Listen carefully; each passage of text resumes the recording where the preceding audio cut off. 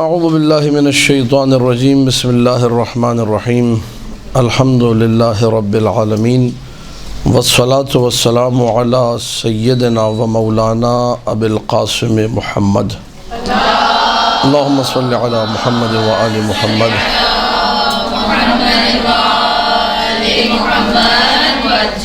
وآلہ الطیبین الطاہرین المعصومین المظلومین المنتجبین الاخیار واللعنۃ الدائمۃ علی اعدائہم الاشرار اما بعد فقال اللہ سبحانہ وتعالی فی کتابہ وَلَسَوْفَ يُعْطِيكَ رَبُّكَ فَتَرْضَى. صلوات پڑھ دیجئے.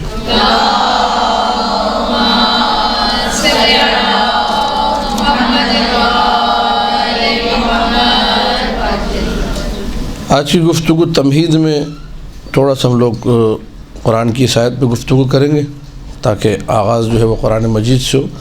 پھر ایک تاریخی گفتگو آپ کے سامنے رکھنی ہے انشاءاللہ جو کہ ایام فاطمیہ کے حوالے سے آپ لوگوں کے لیے قابل استفادہ ہوگی انشاءاللہ. تو پوری توجہ کا طالب ہوں. سورہ مبارکہ ضحیٰ اس کی 5ویں آیت آپ کے سامنے پڑھی ہے. وَلَسَوْفَ يُعْطِيكَ رَبُّكَ فَتَرْضَى. اللہ اپنے نبی کو خطاب کر رہا ہے اور کہہ رہا ہے کہ عنقریب اللہ آپ کو عطا کرے گا، آپ کا رب آپ کو عطا کرے گا، اور جب عطا رب ہوگی فترضا تو آپ خوش ہو جائیں گے، آپ راضی ہو جائیں گے. آیت کے مزاج سے سمجھ میں آ رہا ہے کہ اللہ سبحانہ و تعالی جو عطا کر رہا ہے وہ اپنے حبیب کی خوشی کی خاطر عطا کر رہا ہے، ورنہ اللہ کی عطاؤں کے بہت سارے اور بھی مقاصد ہیں. مثلا انسانوں کو عطا کرتا ہے، کہتا ہے یا ایھا الناس انتم الفقراء الی اللہ، اے لوگو تم فقیر ہو، محتاج ہو، نادار ہو. مجھے عطا کرتا ہے، آپ کو عطا کرتا ہے. کیوں؟ کیونکہ ہم فقیر ہیں، کیونکہ ضرورت ہے، احتیاج ہے، اور باقاعدہ کہتا بھی ہے کہ میں تمہیں اس لیے دے رہا ہوں کہ تم فقیر ہو، محتاج ہو، نادار ہو، ضرورت مند ہو، نیڈ ہے. لیکن جب اپنے حبیب کو عطا کرتا ہے تو یہ نہیں کہتا کہ حبیب تجھے اس لیے دے رہا ہوں کہ تو فقیر ہے. کہتا ہے حبیب تجھے اس لیے عطا کر رہا ہوں تاکہ تو خوش ہو جائے. تو مقصد کیا ہے؟ محمد مصطفیٰ صلی اللہ علیہ وآلہ کی خوشی. محمد صلی علی محمد و آل محمد. حبیب کو خوش کرنا مقصود ہے. اگر ہم ایک پورے جو سسٹم ہے دین کا اسے دیکھیں، روایات کو دیکھیں، قرآنی آیات کو دیکھیں، تو آپ کو نظر آئے گا پوری کائنات اللہ کو راضی کر رہی ہے، اللہ کو خوش کرنے میں لگی ہے. وَإِن مِّن شَيْءٍ إِلَّا يُسَبِّحُ بِحَمْدِهِ وَلَكِن لَّا تَفْقَهُونَ تَسْبِيحَهُمْ. قرآن کی آیت ہے. کائنات میں کوئی شے، کوئی چیز ایسی نہیں کہ جو اللہ کی تسبیح میں مشغول نہ ہو، لیکن تم اس تسبیح کا ادراک نہیں رکھتے، تمہیں سمجھ نہیں آتا کہ تسبیح ہو رہی ہے. وَإِلَّا ہر شے تسبیح الہی میں، ہر شے اللہ کی تسبیح کیوں کر رہی ہے؟ اللہ کو راضی کرنے کے لیے، اللہ کی خوشی کی خاطر. توجہ ہے یا نہیں ہے؟ انبیاء کے جتنے اعمال ہیں، تاریخ انبیاء پڑھیے، یہ قصص الانبیاء کتاب ہے، بہت اچھی کتاب ہے، پڑھنے والی کتاب ہے. ضرور اس کا مطالعہ کریں، مجالس میں سے استفادہ کریں. ہم لوگوں نے بچپن میں پڑھی تھی، پھر اب پڑھنا کم کر دی، لیکن بہرحال تفاسیر میں ہی قصص الانبیاء کا مطالعہ رہتا ہے. آپ لوگ بھی کیجئے مطالعہ. قصص الانبیاء میں آپ کو جا بجا دکھائی دے گا کہ انبیاء کے جو اعمال ہیں وہ حصول رضائے پروردگار کے لیے ہیں. پوری توجہ رہے اس نقطے کے اوپر، یہ ٹرننگ پوائنٹ ہے. ہر ہستی، ہر شخص، ہر شے اللہ کو راضی کر رہی. حضرت آدم نے مصیبتیں جھیلی، زحمتوں میں رہے، کیوں؟ کہیں گے اللہ کو راضی کرنے کے لیے. حضرت نوح نے مصیبتیں جھیلی ساری کی ساری، کیوں؟ اللہ کو راضی کرنے کے لیے. حضرت ایوب نے سارے کے سارے مصائب جھیلے، مصیبتوں میں، صعوبتوں میں، سختیوں میں، پریشانیوں میں رہے، کیوں؟ اللہ کو راضی کرنے کے لیے. حضرت ابراہیم کو آگ میں ڈالا، یہ مشہور معروف واقعہ ہے. بھڑکتی ہوئی آگ، دہکتی ہوئی آگ، شعلے آسمان سے باتیں کر رہے ہیں. جبرائیل امین پہنچے کہ میں آ گیا ہوں مدد کرنے. کہو ابراہیم کیا کرنا ہے؟ کہا مجھے تمہاری مدد کی ضرورت نہیں ہے. آپ پوچھئے بھائی اتنی خطرناک آگ، بھڑکتی دہکتی آگ، آسمان سے باتیں کرتی ہوئی آگ، اور آپ کہہ رہے ہیں مدد کی ضرورت نہیں. تو انہوں نے یہی کہا جملہ کہ میں اللہ کو خوش کرنا چاہ رہا ہوں، میں اپنے توکل کو اپنے پروردگار پہ رکھتا ہوں، مجھے اس سے چاہیے، کسی اور سے کچھ۔ تو ابراہیم نے جبرائیل کی مدد کو رد کر دیا، کیوں؟ خدا کو خوش کرنے کے لیے، راضی کرنے کے لیے۔ حضرت موسیٰ کلیم اللہ، قرآن میں ہے وَاخْتَارَ مُوسَىٰ قَوْمَهُ 70 رَجُلًا، موسیٰ نے اپنی قوم بنی اسرائیل میں 70 بندوں کو چنا۔ کوہ طور پہ جا رہے ہیں پروردگار سے بات کرنے کے لیے، کلیم اللہ ہیں، مناجات الہی کے لیے جا رہے ہیں۔ اب وہ بندے تھوڑا لیٹ ہوگا تو حضرت موسیٰ چل دیے، جیسے آپ خواتین جب لیٹ کر دیں تو بعد اوقات شوہر مجلس کے لیے نکل جاتے ہیں، ذرا بھائی گھر میں تیار ہوتی رہو، میں جا رہا ہوں۔ یہ جو مرد حضرات ہیں یہ سیرت حضرت موسیٰ پہ عمل کرتے ہیں، آپ لوگ جو چھوڑ کے جاتے ہیں۔ حضرت موسیٰ اللہ سے باتیں کرنے گئے تھے، مولا سے باتیں کرنے مجلس میں پہنچ جاتے ہیں مثلا۔ تو پہنچ گئے جب کوہ طور پر، تو وہاں اللہ سے جو بات کی ہے وہ یہ ہے، اب ظاہر ہے اللہ نے تو کہا تھا 70 بندے ساتھ لے کر آنا، اور موسیٰ اکیلے پہنچ گئے۔ تو یہ اکیلے پہنچنے پر موسیٰ نے رب سے بات کرتے ہوئے کہا عجلت الیک رب لترضی، بہر الہ میں جلدی اس لیے آیا ہوں تاکہ تو راضی ہو جائے، تاکہ تو خوش ہو جائے۔ قرآن کی آیت ہے سورہ طٰہٰ۔ تو موسیٰ جلدی گئے، قوم کو چھوڑ کے گئے، 70 بندوں کو چھوڑ کے گئے پروردگار کی بارگاہ میں تاکہ پروردگار کو خوش کریں۔ تو جتنے انبیاء ہیں یہ مقدس ترین لوگ ہیں کائنات کے، ہر شے تسبیح کر رہی ہے، ہر شے اللہ کو، حتیٰ کہ انبیاء بھی، سارے انبیاء اللہ کو راضی کریں، لیکن اللہ کیا کہتا ہے؟ میں اپنے حبیب کو اتنا عطا کروں گا کہ میرا حبیب راضی ہو جائے گا۔ ٹھیک، اللہ کی عطا کا ہدف کیا ہے؟ رضائے مصطفیٰ ہے۔ اب یہ کہ رضایت کا حصول کیسے ممکن ہے، کیسے میں آپ کو راضی کر سکتا ہوں یا آپ مجھے راضی کر سکتی ہیں، کیسے میں آپ کو خوش کر سکتا ہوں، آپ مجھے خوش کر سکتی ہیں؟ مزاج کو سمجھنا کیا ہے ضروری ہے۔ میں آپ کو خوش کر سکتا ہوں کیسے؟ مثلا میں، آپ ماشاءاللہ ذاکرات ہیں، پڑھنے والی ہیں، دین سے مربوط خواتین ہیں، مدرسے آئی آپ لوگ اسی لیے ہیں کہ تاکہ کوئی میں آپ کے سامنے دین کی بات کروں۔ اگر میں یہاں آؤں کہوں بسم اللہ الرحمن الرحیم، عیار کی کہانی سنیے، ضرغام عیار کی کہانیاں، برق عیار کی کہانیاں، اور بچپن میں جب ہم نے 4 آنے کی کہانیاں خرید کے پڑھ دی، ساری سنا دو آپ کو، سنو بھائی کہانیاں، افراسیاب کی کہانیاں، تلسم میں ہو شربا کی کہانیاں، اور فلاں کی کہانیاں، اور ڈھمکا جو بچپن میں پڑھتے تھے۔ تو آپ لوگ خوش نہیں ہوں گے، کہیں گے اس بندے نے ہمارا وقت برباد کیا۔ کیوں؟ کیونکہ آپ لوگ کہانیاں سننے نہیں آئے تھے۔ آپ لوگوں کی خوشی اس میں ہے کہ میں آپ کے مزاج کو، آپ کے موقع محل کو دیکھتے ہوئے، آپ کے مدرسے میں آنے کو دیکھتے ہوئے دین کی بات آپ کے سامنے رکھوں۔ واضح ہے یا نہیں ہے؟ تو سامنے والے کو اگر آپ نے خوش کرنا ہے، اس کی رضایت کا حصول آپ کے پیش نظر ہے، مد نظر ہے، تو آپ کو مزاج بھی دیکھنا ہوگا۔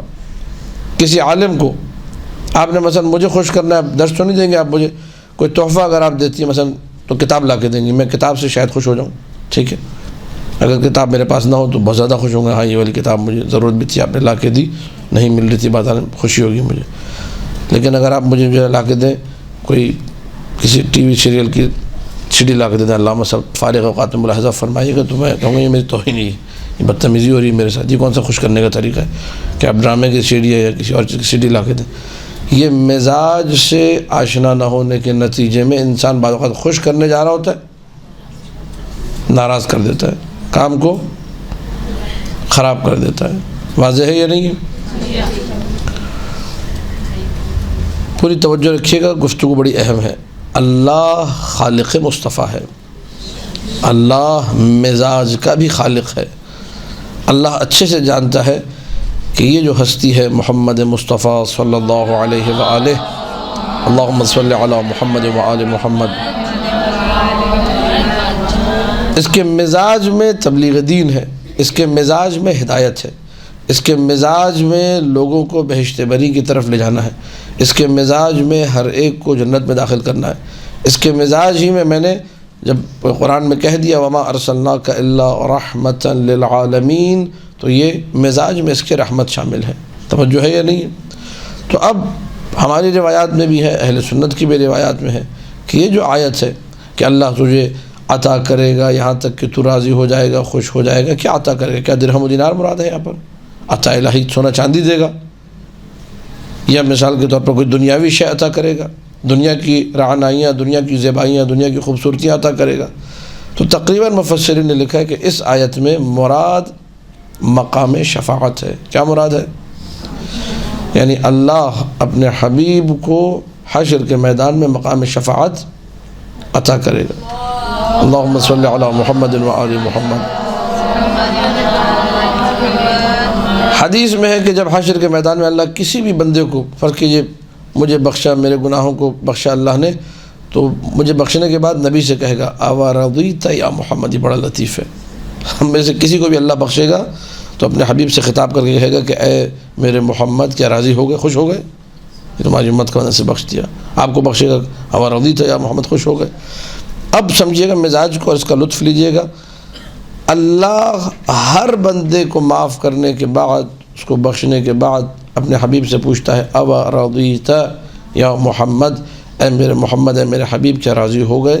پیغمبر نے جو کہا وہ عجیب، یہ خطابت نہیں ہے، یہ خیال پردازی نہیں ہے، یہ ذہن میں آیا ہوا کوئی الہام یا کوئی عطائی بات نہیں ہے، یہ حدیث معصوم ہے کہ نبی اکرم حشر کے میدان میں، تفسیر کا حوالہ تفسیر اطیب البیان اور بھی دیگر کتابوں میں ہے، میں وہاں سے دیکھ کے پڑھ رہا ہوں، اس میں یہ حدیث دی ہوئی ہے کہ نبی اکرم جواب میں کہیں گے جب تک ایک بھی شخص شیعوں میں سے، دو بھی بندے شیعوں میں سے محشر میں باقی رہ جائیں میں راضی نہیں ہوں گا۔ یہ ہے شفاعت مصطفیٰ۔ مصطفیٰ کی رضا اس میں ہے صلوات اللہ وسلامہ علیہ کہ میں اور آپ جتنے بھی ہیں ہم سب کے سب بہشتی بن جائیں، ہم سب کے سب جنت میں چلے جائیں۔ پوری توجہ رکھیے گا۔ یہ جو آیت ہے سورہ ضحیٰ کی 5ویں آیت، اس آیت کے بارے میں مفسرین کرام نے لکھا کہ یہ امید دلانے والی آیت ہے۔ کون سی آیت ہے؟ مفسرین کرام نے کیوں لکھا وہ میں عرض کروں گا، لیکن یہ کہ جب آپ عالم اسلام کی تفسیروں کا مطالعہ کریں گے، اہل سنت کی تفاسیر کا مطالعہ کریں گے، تو آپ کو دکھائی دے گا کہ اہل سنت نے بہت ساری آیتیں ہیں جن کے بارے میں یہ کہا ہے کہ یہ آیتیں کتاب الہی میں بہت زیادہ امید دلانے والی آیات ہیں۔ ہیڈنگ یہ ہے ان ارجا آیت فی کتاب اللہ، ارجا رجا سے ہے، یعنی سب سے زیادہ امید دلانے والی آیت کتاب خدا میں ہے۔ پہلی آیت جو ذکر کی مفسروں نے اس کے بارے میں یہ لکھا کہ یہ سب سے زیادہ امید دلانے والی آیت ہے، وہ بالکل ابتدا میں سورہ نساء کی 48ویں آیت ہے۔ ان اللہ لا یغفر ان یشرک بہ ویغفر ما دون ذلک لمن یشاء۔ اسباب النزول کتاب ہے واحدی کی، اہل سنت عالم کی، وہ لکھتا ہے کہ یہ والی آیت جو ہے یہ سب سے زیادہ امید دلانے والی آیت ہے۔ اللہ معاف نہیں کرے گا شرک کو، وَيَغْفِرُ مَا دُونَ ذَلِكَ، اس کے علاوہ جتنے گناہ سارے کے سارے، اور سب سے سخت آیت کہتا ہے قرآن کی واحدی لکھتا ہے اسباب النزول میں فَذُوقُوا فَلَن نَزِيدَكُمْ إِلَّا عَذَابًا، چکھو اب ہم سوائے عذاب کے کچھ نہیں بڑھائیں گے، عذاب ہی بڑھتا رہے گا جہنم میں۔ کہتا ہے یہ سخت ترین آیت ہے، اور امید دلانے والی آیت یہ والی آیت ہے کہ انسان جتنے بھی گناہ کر لے اللہ کہتا ہے میں سب معاف کر دوں گا، لیکن شرک کو معاف، جو اس سے امید سامنے آتی سورہ نساء، آیتیں نوٹ کر لیجئے، سورہ نساء کی 48ویں آیت۔ ایک اور آیت ہے جس کا نشان ہے 102، 102 سورہ ہے سورہ توبہ۔ وَآخَرُونَ اعْتَرَفُوا بِذُنُوبِهِمْ خَلَطُوا عَمَلًا صَالِحًا وَآخَرَ سَيِّئًا عَسَى اللَّهُ أَن يَتُوبَ عَلَيْهِمْ إِنَّ اللَّهَ غَفُورٌ رَحِيمٌ۔ سورہ توبہ آیت کا نشان کیا ہے؟ 102۔ اور وہ لوگ کہ جنہوں نے اپنے گناہوں کا اقرار کیا، اعتراف کیا کہ ہاں ہم گناہگار ہیں، ہم پاپی ہیں، ہم سے غلطی ہو گئی، ہم سے بلنڈر ہو گئی، ہم سے مسٹیک ہو گئی، لیکن کیا ہے انہوں نے نیک عمل کو مخلوط کیا برے عمل کے ساتھ۔ ہم سب یہی ہیں، ایک جگہ بدمعاشی کرتے ہیں، پھر جا کے علم پہ کھڑو کے معافی مانگ لیتے ہیں، پھر تھوڑی سی بدمعاشی کی، پھر اللہ کو منانے کے لیے 2 رکعت نماز پڑھ لیتے ہیں، پھر ایک بدمعاشی کی، پھر دعائے توسل پڑھنے بیٹھ جاتے ہیں، ایک بدمعاشی کی، پھر اجزا پڑھنے بیٹھ گئے۔ تو یہ ہم لوگوں کے لیے، لیکن ہم لوگ کیا کرتے ہیں؟ اعتراف کرتے ہیں کہ پروردگار مجھ سے غلطی ہو گئی، پروردگار مجھ سے خطا ہو گئی، پروردگار میں ایسا نہیں کرنا چاہ رہا تھا، بس بہکاوے میں آ گیا، وغیرہ وغیرہ، اعتراف گناہ۔ لیکن اعتراف گناہ کے ساتھ پلس پوائنٹ کیا ہے؟ نیکیاں بھی ساتھ ساتھ میں، اللہ ہم سب کو نیکیاں کرنے کی مسلسل توفیق عطا کرے۔ یہ جن کا اسٹیٹس اس طرح مینٹین ہوا ہے کہ گناہوں کا اقرار بھی کرتے ہیں، اور یہ خوبی ہے یقین کیجیے گناہوں کا اقرار، اس میں میں واضح کر دوں کہ وہ لوگ جو کہ ایک سیلف ایگو، ایک انا کا شکار ہوتے ہیں، کبھی بھی گناہوں کو نہیں مانتے۔ کہ اپنے آپ کو ہمیشہ حق پہ سمجھتے، ہماری ہر چیز ٹھیک ہے. یہ بدترین صورتحال ہے. انسان اگر اس مرحلے پہ آ جائے کہ اپنے آپ کو ہر چیز میں صحیح سمجھنے لگے، اس سے بری صورتحال. اور اس کی وجہ کیا ہوتی ہے؟ یہ لوگ احساس کمتری کا شکار ہوتے ہیں. احساس کمتری کا برے طریقے سے جب شکار ہو انسان تو اپنے آپ کو ہر چیز میں اچھا سمجھنے لگتا ہے، یہ بھی ٹھیک ہے، وہ بھی ٹھیک ہے، وہ سب کچھ ٹھیک ہے. یہ خوبی ہے کہ انسان اعتراف گناہ کرے. بدبختی یہ ہے، اسے نوٹ کریں. خوبی یہ ہے کہ اعتراف گناہ کرے، بدبختی یہ ہے کہ ایک دوسرے کے سامنے کرے. آپ کو اعتراف گناہ کرنا ہے، اقرار کرنا ہے، اللہ کے سامنے کریں، مصلی پہ بیٹھ کے مولا سے کہیں. ویسے اعمال پہ حاضر و ناظر ہیں، وہ دیکھ رہے ہیں. لیکن میں آپ سے آگے کہوں کہ مجھ سے غلطی ہو گئی، آپ مجھ سے آ کر کہیں یہ ممنوع ہے، شرعاً حرام ہے. ٹھیک ہے. اور پھر اس کے بعد جو لطیفہ ہے وہ یہ ہے کہ سنو میں تمہیں بتا رہی ہوں، کسی اور کو نہیں بتانا. اس سے بڑی حماقت کوئی نہیں ہے کہ میں تمہیں بتا رہی ہوں، میں نے تمہارے علاوہ کسی کو نہیں بتایا، بس وہ دل کا بوجھ ہلکا کرنے کے لیے. دل کے بوجھ ہلکے کرنے میں پورا انہوں نے معاشرہ بھاری کر دیا، اتنا بوجھ ہلکا کیا معاشرہ بھاری ہو گیا. یہ غلط ہے. یہ دل کا بوجھ خدا رہا آپ ہلکا، تھوڑا جلدی مر جائیں، دل پہ بوجھ رہنے دیں آپ، لیکن پورے معاشرے کو نہ مارے. آپ ایک بندہ مر جائے مسئلہ نہیں ہے، پورا معاشرہ تباہ و برباد ہو جائے آپ لوگوں کی باتوں سے. یہ غلط ہے. فلذا اعتراف گناہ کرے. یہ تو خیر ازراہ مزاح آپ کہہ سکتے ہیں جملے، لیکن حقیقت امر یہ ہے کہ اگر آپ نے کسی نے نہیں کہا، آپ کے کیا مطلب جلدی مر جائیں، دل کا بوجھ ہلکا نہیں کرا، آپ دل کا بوجھ ہلکا کریں. اور جتنا دل کا آپ کا بوجھ ہلکا مصلی پہ بیٹھ کے ہوگا وہ فتو خالہ کو بتانے سے نہیں ہوگا، وہ آپ خود اللہ کے سامنے بیٹھے، پروردگار کے سامنے بیٹھے، اس سے زیادہ بوجھ ہلکا ہوگا. اعتراف آخرون اعترفوا بذنوبہم خلطوا عملا صالحا، انہوں نے نیک عمل کو مکس کر دیا، وآخر سیئا، اور ایک برے عمل کو. سورہ توبہ کی آیت لگتا ہے ہم ہی لوگوں کے لیے، ہم لوگ برا اور اچھا کام بیک وقت ایک ساتھ بھی کر رہے ہیں بعض اوقات. ٹھیک ہے. تو ایسے لوگوں کے بارے میں اللہ کیا کر رہے ہیں؟ عسى اللہ ان یتوب علیہم. اللہ کیا کرتا ہے؟ امید یہ ہے کہ اللہ ان لوگوں کی توبہ کو قبول کرے گا، اللہ پلٹے گا ان کی طرف. اللہ غفور ہے. اللہ تفسیر عجیب البیان میں ہے کہ یہ آیت سب سے زیادہ امید دلانے والی آیت ہے، کیونکہ اس آیت میں ہے کہ ولو انسان گناہ کرے، چاہے انسان گناہ کرے، لیکن اگر اس کا عقیدہ ٹھیک ہو، اپنے آپ کو وہ گناہ گار سمجھے، اعتراف گناہ کرے مطلب گناہ گار سمجھ رہے، عقیدہ اس کا ٹھیک ہے، تو یہ اچھے برے عملوں کی جو مکس پلیٹ ہے بخشوا جائے گی، اس کو انسان بخشا جائے گا. واضح ہو گیا نہیں ہو گیا؟ وہ لوگ جو کہتے ہیں کہ ایسی باتیں نہیں کرنی چاہیے، لوگ گناہ کرنے لگے، ان کو یہ آیت سنائیے، بھی قرآن کہہ رہا ہے اچھے برے عمل مکس ہیں، اللہ انہیں معاف کر دے گا. اعتراف گناہ ہو، عقیدہ درست ہو. واضح ہے؟ کتنی آیتیں ہو گئی؟ یہ بڑا اہم موضوع ہے. قرآن میں سب سے زیادہ امید دلانے والی آیت کون سی ہے؟ ٹھیک، سورہ نساء کی آیت نمبر 48، سورہ توبہ کی آیت نمبر 102. اب چلتے ایک اور آیت کی طرف. اس آیت کے بارے میں بھی یہ کہا گیا کہ یہ آیت بھی قرآن کی سب سے زیادہ امید دلانے والی آیت ہے. وہ کون سی آیت ہے؟ وہ ہے سورہ شورى آیت نمبر 25. سورہ شورى آیت نمبر وَهُوَ الَّذِي يَقْبَلُ التَّوْبَةَ عَنْ عِبَادِهِ وَيَعْفُو عَنِ السَّيِّئَاتِ وَيَعْلَمُ مَا تَفْعَلُونَ. وہ اللہ جو توبہ کو قبول کرنے والا ہے اپنے بندوں کی طرف سے. آیت کا حسن یہ ہے کہ آیت میں یہ نہیں کہا اللہ نے کہ میں خالی گناہ صغیرہ معاف کرتا ہوں، وہ توبہ کو مطلقاً کوئی اس نے کنڈیشن نہیں رکھی کہ تم اگر گناہ صغیرہ کرو گے تو معاف کروں گا، کبیرہ میں معاف نہیں کروں گا، کبیرہ کا تمہیں عذاب دوں گا میں. نہ، وہ اپنے بندوں سے توبہ کو قبول کرتا ہے جیسا بھی آپ ہر صورت میں گناہ کو قبول کرتا ہے. سورہ شورى 25ویں آیت. وَيَعْفُو عَنِ السَّيِّئَاتِ، ساری برائیوں سے معاف کرنے والا وہ ہے، عفو سے کام لینے والا وہ. وَيَعْلَمُ، یہ اللہ ہے، يَعْلَمُ وہ جانتا بھی ہے، مَا تَفْعَلُونَ جو بدماشیاں تم کر رہے ہو. ایک دفعہ یہ ہوتا ہے کہ میں اور آپ غلطی کرتے ہیں، اما ابا کو یا ہمارے جو بزرگوں کو پتہ نہیں ہوتا، بعد میں پتہ چلتا ہے وہ اگنور کر دیتے. یہ فرق ہے، بڑا فرق، اس کو سمجھیے گا کہ آپ کو سامنے والے کا پتہ نہ ہو کہ مسٹیک کیا کی ہے، پھر آپ جو ہے بعد میں ہلکے پڑ جائیں تو کوئی کمال نہیں ہے. ہر بندہ یہ کر رہا ہے آج کل، ایسی افو درگزر تو کوئی بھی کر لیتا ہے، لیکن جانتے ہوئے قوت بھی اس نے دی ہے تمہیں، خالق بھی تمہارا وہ ہے، اس کی نگاہوں کے سامنے تم کام کر رہے ہو، اس کے باوجود وہ کہتا ہے کہ میری کھلم کھلا تم مخالفت کرتے ہو، میں غفور الرحیم ایسا ہوں کہ میں پھر بھی تمہیں معاف. کتنی آیتیں ہو گئی؟ اس آیت کے بارے میں بھی کہا کہ یہ آیت جو ہے قرآن کی سب سے زیادہ امید دلانے والی آیتوں میں ہے. اللہ تمہاری توبہ کو قبول کرے گا ہر حال میں. واضح ہو گیا. چوتھی وہ آیت جس کے بارے میں کہا گیا قرآن میں سب سے زیادہ امید دلانے والی آیت ہے، وہ ہے سورہ زمر آیت نمبر 53. سورہ زمر آیت نمبر 53 53.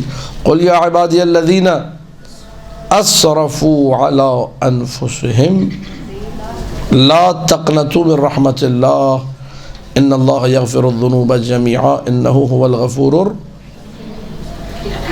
یہاں تک آپ لوگ میرے ساتھ ہیں؟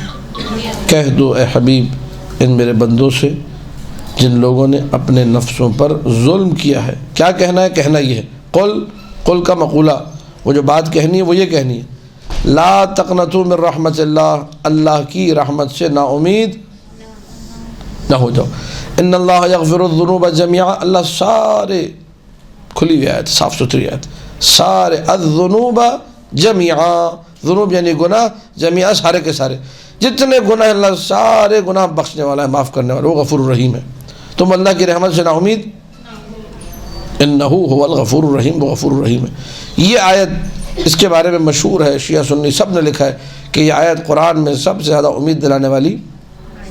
اپنی امیدوں کو بڑھائیے اللہ سے، بیزار مت بنے اپنے بعض کرتوتوں بعض اعمال کی وجہ سے. اللہ سے بیزار ہو جاتے، زندگی سے بیزار ہو جاتے، اللہ مجھے معاف نہیں کرے گا. ٹھیک ہے، جب انسان اس مرحلے پر آ جائے، یہ بدبختی کی انتہا ہے کہ انسان یہ سوچنے لگے کہ اللہ مجھے معاف، اللہ کہتا ہے شرک ہے اسے میں معاف نہیں کروں گا، وہ بھی اگر تم ایمان لے آئے کلمہ پڑھ لیا وہ بھی معاف ہے، شرک کو اگر ختم کر دیا. لیکن جب تک شرک پر ہو، شرک کی معافی، باقی سارے گناہ میں معاف کرنے والا ہوں. ہمارے یہاں ہمارے معاشرے میں بڑا المیہ ہے، کم ہے، اس لیے رکنا چاہیے. آپ لوگ بھی اس کو مذاق میں بھی، خواتین اگر ایسی بات کرتی ہیں یا جذبات میں غصے میں، یا مرد حضرات بھی بعض اوقات یہ بات کرتے ہیں تو غلط ہے. ٹھیک ہے، چھوٹی سی بات ہوئی میں خودکشی کر لوں گی، ٹھیک ہے، یہ ایسے پانی پینے کی طرح بولتا خودکشی کر لوں گی. خدا ہدایت دے بھائی. یہ خودکشی کر لوں گی کا مطلب یہ ہے کہ رحمت ہے، الہی سے مایوس ہے. ٹھیک ہے، میں خود بھی زہر کھا لوں گی، بچوں کو بھی زہر کھلا دوں گی. چلو بھائی، کیا ہوا ایسا کہ جو خود بھی زہر کھا رہی ہے، بچوں کو بھی زہر کھلا رہی ہے؟ کیا ہوا ایسا کہ مرد کہہ رہا ہے کہ میں جا کے مثلا ابھی بینک سے پلازہ سے چھلانگ لگا دوں گا، وہاں گھسنے بھی نہیں دیں گے، کہہ رہے وہاں سے چھلانگ لگاؤں اوپر سے. کیوں؟ وجہ کیا ہے؟ وجہ ہے رحمت سے الہی سے نا امید ہونا. وجہ ہے رحمت کے بارے میں نہ سوچنا کہ رحمت پروردگار کتنی وسیع ہے، اور اس کے بعد رحمت الہیہ کے سارے مظاہر، ان سے توسل ہمارے لیے ممکن ہے. محمد مصطفیٰ صلی اللہ علیہ وآلہ سے لے کر امام زمانہ سلام اللہ علیہ تک. اللہم صلی علی محمد وآل محمد. تو ایک اب آپ ملاحظہ فرمائیے گا، یہ میں خودکشی والی بات جان بوجھ کے میں نے کچھ کہنا چاہ رہا ہوں کہ ہم سارے کے سارے جو ہے یہاں پرابلم کا شکار. سب جو خودکشی کر رہا ہے وہ تو بہت بڑی پرابلم کا شکار ہے. وہ تو مر گیا، اس نے پیٹرول پیا پتہ نہیں، اس میں پھر تیل لگا کے خود کو آگ لگا کے ہلاک ہو گیا، مثلا واصل جہنم ہو گیا. اب آ گئے میں اور آپ، ہم لوگ بھی بدھو پنے میں کم نہیں ہیں. ٹھیک ہے، البدھو الجلیل، بڑا بدھو. ٹھیک، تو اب وہ خودکشی کر کے مر گیا. اس نے رحمت الہی سے پورا مظاہرہ کیا، بھرپور عملی پریکٹیکل مظاہرہ کہ میں رحمت الہی سے نا امید ہو چکا ہوں، اب میں نے نہیں جینا، اب میں مر جاؤں تو بہتر ہے. ایسی زندگی میں انسان نہ جیے تو بہتر ہے. یہ کوئی زندگی ایسی زندگی پہ لانا تھا. چلو بھائی، خودکشی، خود کو مارا اور مر گئے، کہانی ختم کر لی. اب آ گئے دوسرے معاشرے کے اور میرے اور آپ جیسے نادان لوگ، بدھو لوگ، یہ خودکشی کر کے مرا ہے. نماز جنازہ میں نہیں جانا اس کی. کیوں نہیں جانا؟ نماز جنازہ میں جائیں گے. وہ شیعہ امیر المومنین تھا نہیں تھا؟ بالکل تھا. مومن تھا نہیں تھا؟ بالکل تھا. مومن تھا، شیعہ تھا. اچھا، علی ولی اللہ پڑھتا تھا. اب ہمارا بدھو پنا یہ کہ ہم کہتے ہیں اس کی نماز جنازہ میں، تم نماز جنازہ میں جاؤ گے تو ہوگا کیا؟ یہ کہو گے نا اللہم انا لا نعلم منہ الا خیرا، یہ کہو گے اللہم اغفر للمؤمنین نماز جنازہ میں ہم جاتے کیوں؟ نماز جنازہ دعا ہے. مرحوم کے لیے، مرنے والے کے لیے دعا کرتے ہیں، نہیں یہ جہنم میں گیا، میں اس کے لیے تمہاری دعا سے اس کے لیے کچھ بہتری ہو، آپ وہ کرنے کو تیار کیوں؟ پریکٹیکلی کمزور ہیں میں اور آپ اس رحمت اور رضا کے معاملے میں. ہم بھی دوسروں کو بھی منع کر رہے ہوتے ہیں، خودکشی کی جنازے میں جانا، خود بھی نہیں جا رہے. کیوں؟ کیونکہ ہم لوگ بھی رحمت الہی کو اتنا پاورفل نہیں سمجھتے. ہم یہ سمجھتے اس نے خودکشی کی، اس کو تو اللہ بھی معاف نہیں کرے گا. یہ بہت سے مقامات پہ میں نے جملہ سنا ہے کہ یہ اتنا بڑا پاپی کہ اس کو اللہ بھی معاف، یہ کتنا بڑا پاپی ہو گیا، کتنے قتل کیے، کتنے ڈاکے ڈالے، جو بھی ہے اللہ کہہ رہا ہے میں شرک کے علاوہ سب معاف کرنے کو، لیکن ہم لوگ معاف کرنے کو تیار. یہی مزاج ہم نے معاشرے میں ڈیولپ کیا. اور نماز جنازہ پڑھنا واجب کفائی ہے، کچھ لوگ پڑھ رہے ہیں، باقی سے ساقط ہے. لیکن یہ کہ دوسروں پہ پڑھنا واجب ہے. جس نے بیچارے نے خودکشی کی وہ خود تو اپنی نماز جنازہ پڑھنے سے رہا، تو مر چکا ہے وہ، ٹھیک ہے، آپ ہی لوگ پڑھیں گے، آپ ہی پہ واجب ہے. تو رحمت سے الہی سے نا امید ہونے کے نتیجے میں ہمارے معاشرے میں جملے آئے، سوالات مجھ سے ہوتے ہیں، واٹس ایپ پہ آتے ہیں، خودکشی کر لی، نماز جنازہ ہوگی کہ نہیں، ایصال ثواب کی مجلس ہو سکتی ہے کہ نہیں، نستجیر باللہ. دیکھیے آپ معاشرہ کس پستی اور انحطاط کی طرف جا رہا ہے. سوچ دیکھیے آپ، تھنکنگ. اللہ نے بارہا قرآن میں ایسی آیتیں رکھی جن کے بارے میں علماء نے یہ کہا کہ یہ آیتیں قرآن میں امید دلانے والی یہ آیتیں آپ نے سن لی. اب ہم لوگ ظاہر سی بات ہے علماء کا احترام اپنی جگہ پہ، لیکن ہم دین کی جب بات ہو تو ہم اس سے لیں گے جو معصوم ہو. منبر کوفہ سے علی بن ابی طالب سلام اللہ علیہ، اللہم صلی علی محمد و آل محمد.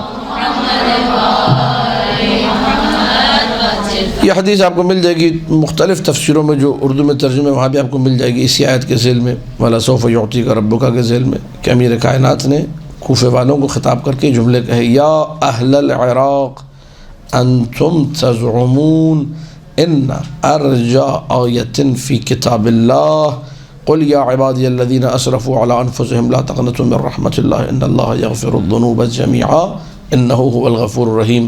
اے عراق والو، تم یہ سمجھتے ہو، تمہارا عقیدہ یہ، تمہاری مینٹلٹی یہ، تمہاری تھنکنگ یہ ہے، تمہاری سوچ یہ ہے کہ قرآن میں سب سے زیادہ امید دلانے والی آیت سورہ زمر کی 53ویں آیت ہے. یہ آیت جو میں نے بھی پڑھی، قل یا عبادی الذین اسرفوا علی انفسهم لا تقنطوا ولیکن عندنا اہل البیت، لیکن ہم اہل بیت کے پاس قرآن مجید میں سب سے زیادہ امید دلانے والی آیت اگر کوئی ہے تو وہ سورہ ضحیٰ کی 5ویں آیت ہے، وَلَسَوْفَ يُعْطِيكَ رَبُّكَ فَتَرْضَىٰ. اللہ اپنے حبیب کو اتنا مقام شفاعت عطا کرے گا کہ اس کی امت عاصی میں سے کوئی ایک بھی حشر کے میدان میں جہنم میں نہیں جائے گا. اللہم صلی علی محمد و آل محمد. نبی کہہ رہا ہوگا یا رب ذریتی، جو سادات ہیں وہ خوش ہو جائیں، بار اللہ میرے بچے، میری ذریت، میری نسل، و شیعتی، میرے جیسے لوگ اپنا کو شیعہ سمجھتے ہیں، شیعہ نہیں بھی سمجھتے، و محبی ذریتی، لیکن سیدوں سے پیار تو کرتے ہیں، سیدوں کا احترام تو کرتے ہیں، تو میری ذریت سے جو محبت رکھنے والے بار اللہ ان کو بھی تو بخش دے. عجیب شفاعت ہے، اللہ اکبر. تو نبی اکرم صلی اللہ علیہ وآلہ نے اپنی شفاعت کبریٰ کے ذریعے، اپنی بڑی شفاعت کے ذریعے سے اللہ سے کہلوا کر سب کو بچا لیا، اپنی ساری امت کو. اور اللہ نے کیوں بچایا، اللہ نے کیوں معاف کیا؟ تاکہ نبی خوش ہو جائیں. بس اب بات کو سمجھتے ہوئے، اللہ کو ساری دنیا راضی کر رہی ہے، اللہ مصطفیٰ کو راضی کر رہے ہیں، اور مصطفیٰ یہ کہتے ہیں حدیث میں، یا فاطمہ لا ارضا حتی ترضی، اے فاطمہ بیٹے میں اس وقت تک راضی نہیں ہوں گا جب تک تم راضی نہ ہو جاؤ. اللہم صلی علی محمد و آل محمد.